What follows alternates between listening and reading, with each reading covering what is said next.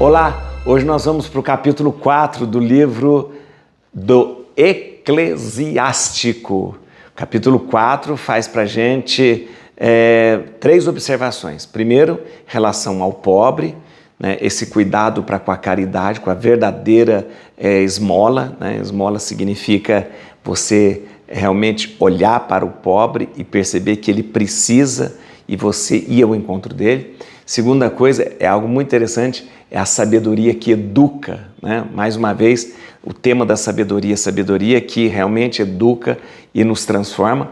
E termina com a prudência, chamando atenção para assim, cuidado com este helenismo muito exacerbado, cuidado para você não se envergonhar aí da sua fé, dos seus costumes, porque devagarinho, né, as pessoas estavam assim, meio que escondendo o que eles eram, né, e se tornando muito gregos, né, para ser mais chique, aquela coisa. Então, fazer uma observação assim. Mas interessante, vamos ler que é um capítulo muito bonito mesmo, tá bom? Dá um like no vídeo, isso, se inscreva no canal, chame mais pessoas para se inscrever no canal, vamos fazer essa caminhada de amor à palavra de Deus.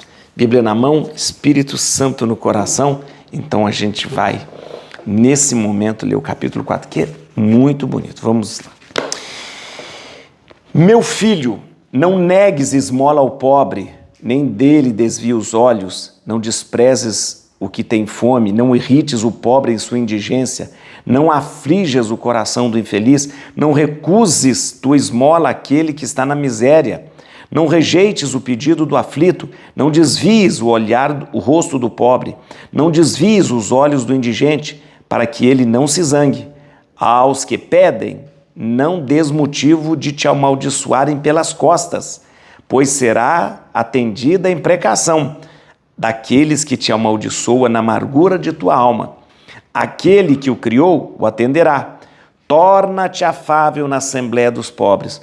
Humilha a tua alma diante de um ancião, curva a cabeça diante de um poderoso, dá ouvidos ao pobre de boa vontade, paga a tua dívida, dá-lhe com doçura uma resposta apaziguadora, liberta da casa do orgulhoso aquele que sofre injustiça. Quando fizeres um julgamento, não o faças com azedume, sê misericordioso com os órfãos como um pai, e sê como um marido para a mãe deles, e serás como um filho obediente do Altíssimo, que mais do que uma mãe terá compaixão de ti. Agora, a sabedoria que educa.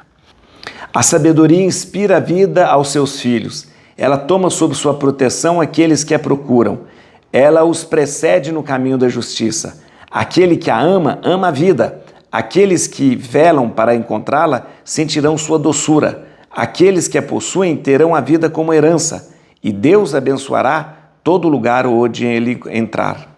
Aqueles que a servem serão obedientes ao Santo. Aqueles que a amam serão amados por Deus.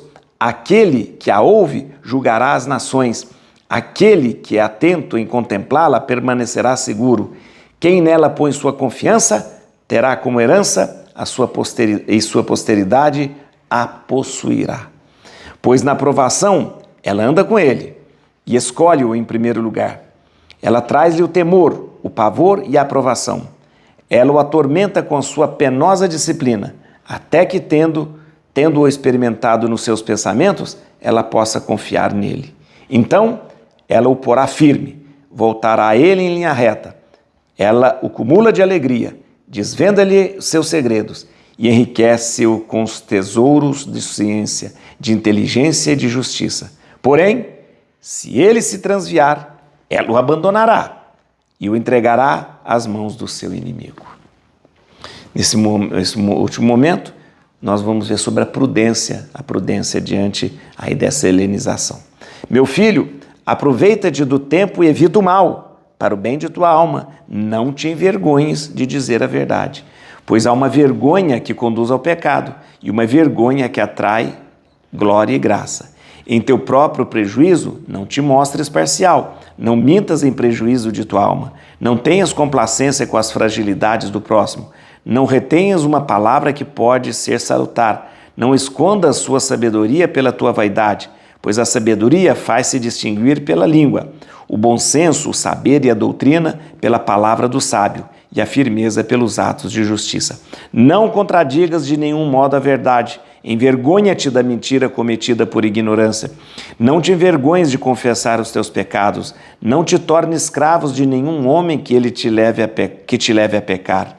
Não resistas face a face ao homem poderoso, não te oponhas ao curso do rio. Combate pela justiça, a fim de salvares tua vida até a morte. Combate pela justiça, e Deus combaterá por ti contra teus inimigos. Não sejas precipitado em palavras e ao mesmo tempo covarde e negligente em tuas ações. Não sejas como um leão em tua casa, prejudicando os teus domésticos e tiranizando os que te são submissos. Que tua mão não seja aberta para receber e fechada para dar.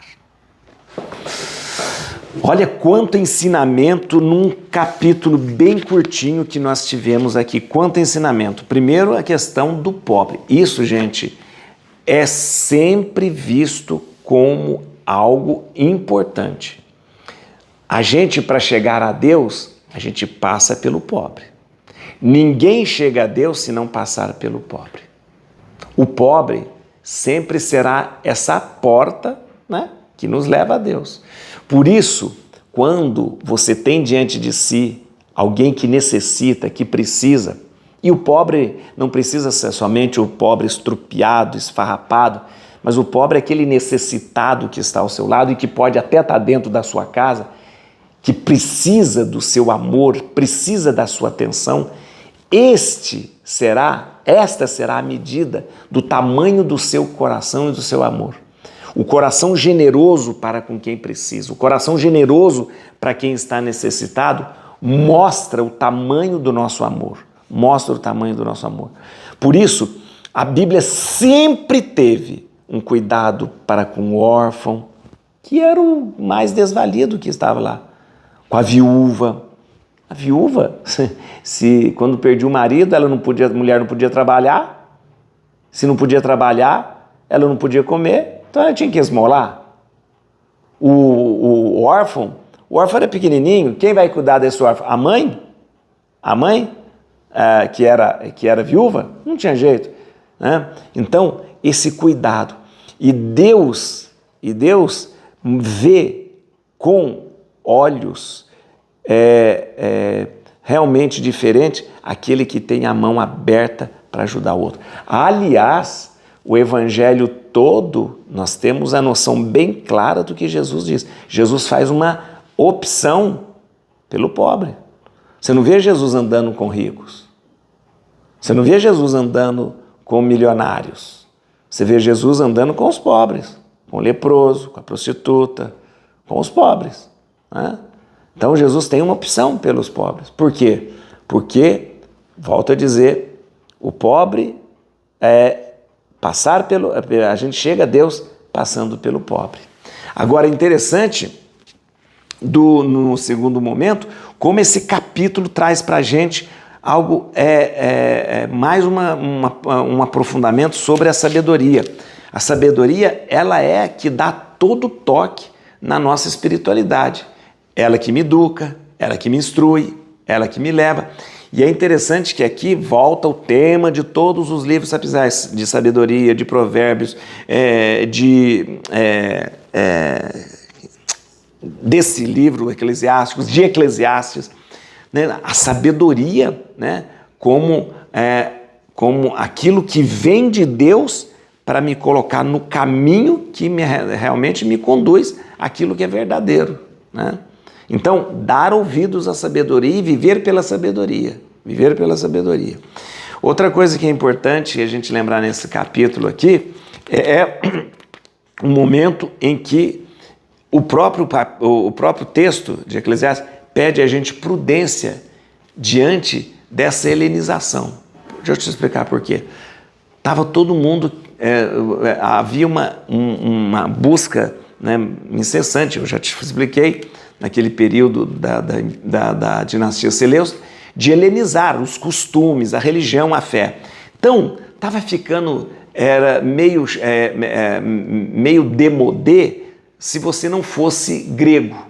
Então você tinha que vestir como os gregos, você tinha que falar como os gregos, você tinha que ter a religião dos gregos, para mostrar que você estava ali, ó, todo inteirado nas coisas. Igualzinho hoje, você quer parecer americano, então você bota nome em inglês, você bota roupa americana, vai vestir uma roupa, escreve tudo escrito em inglês, assim, então para mostrar que você é descolado. Então naquela época, para mostrar que era o descolado da época, então você ficava meio grego. Então as pessoas começaram a ficar com vergonha da sua fé judaica, do seu Deus. Começaram a ficar com vergonha. Então aqui uma chamada de atenção. Não te envergonhes do que você é. Não te envergonhes daquilo que você acredita.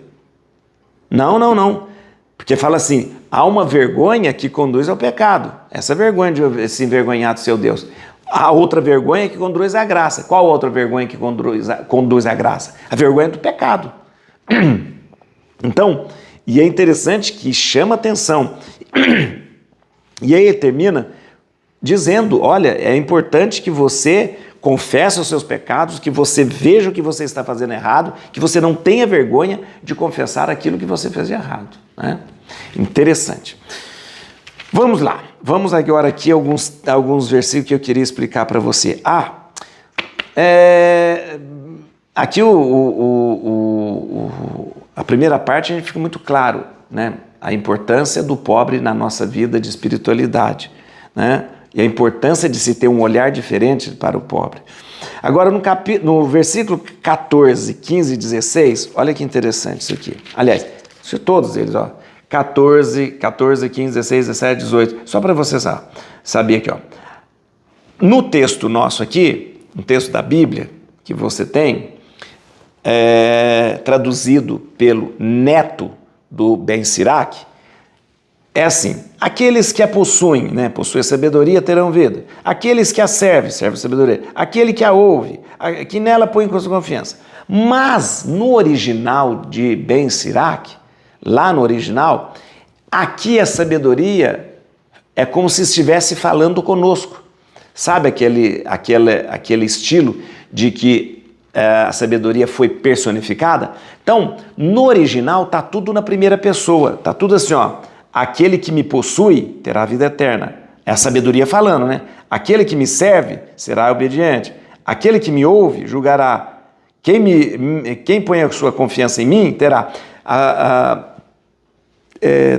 como herança e tal. Então é importante lembrar, lá como foi escrito pelo Ben Sirac, lá em hebraico, né?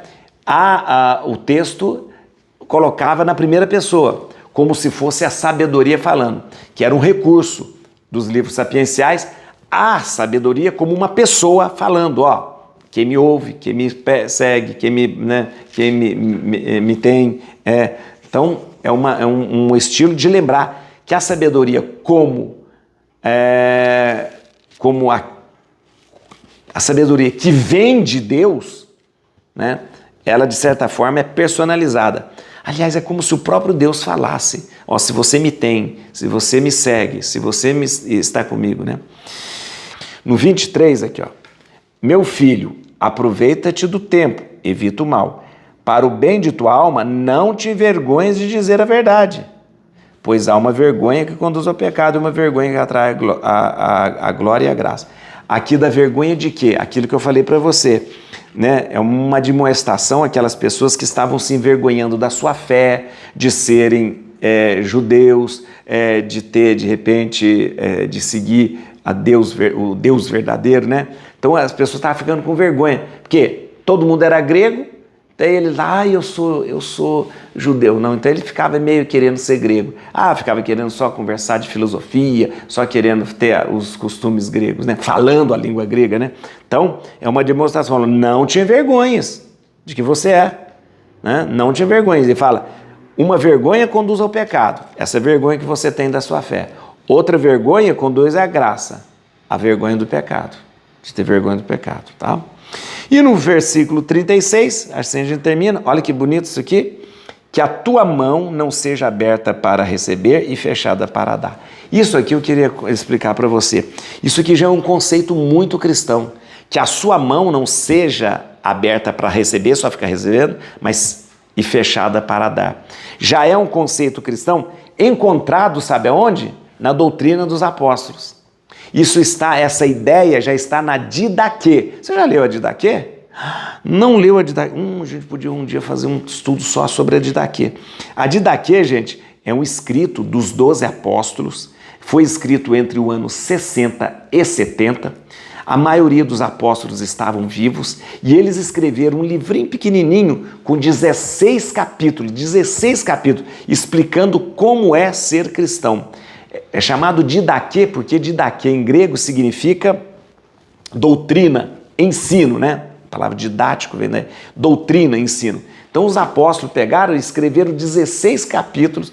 É um livrinho muito bom de se ter. Tem em todas as livrarias e tal. Pode comprar lá para você ler. Pequenininho só. 16 capítulos explicando a doutrina dos apóstolos. Você vai perceber que tudo que a igreja católica fala no credo e naquilo que a igreja católica apresenta como fé, está lá na Didaquê.